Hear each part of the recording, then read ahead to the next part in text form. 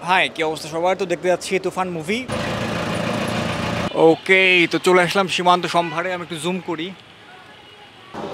ওকে, তো টিকিট নিচ্ছি। হ্যাঁ, টিকিট নিয়ে নিলাম। আচ্ছা, এটা ফিউরিওসাটা দেখা হয়নি এখন।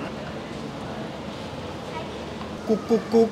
তারপরে হচ্ছে বস শাকিব খান, আর কে যেন, নাবিলা। ওকে, তো টিকিট নিয়ে নিলাম। এই হচ্ছে টিকিট প্রাইস। আল্লাহ, এত বেশি! 600 টাকা।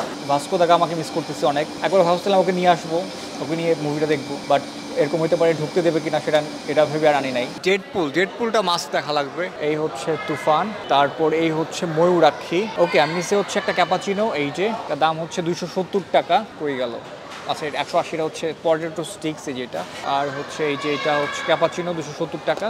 আর হচ্ছে মুভিটা দেখা শেষ করি, তারপর জানাচ্ছি কেমন লাগলো। হ্যাঁ, তো হাফ টাইম পর্যন্ত দেখলাম। ইটস গুড, ভালো লাগতেছে।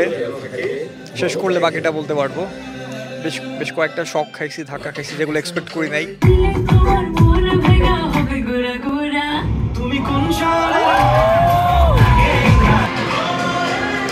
টু গুড, খুব ভালো করছে, খুব ভালো।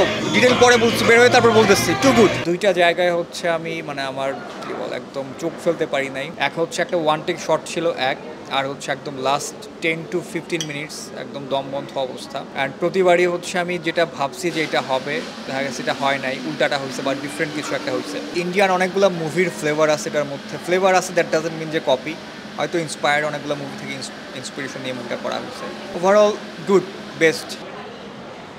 পাস্তা খাচ্ছি।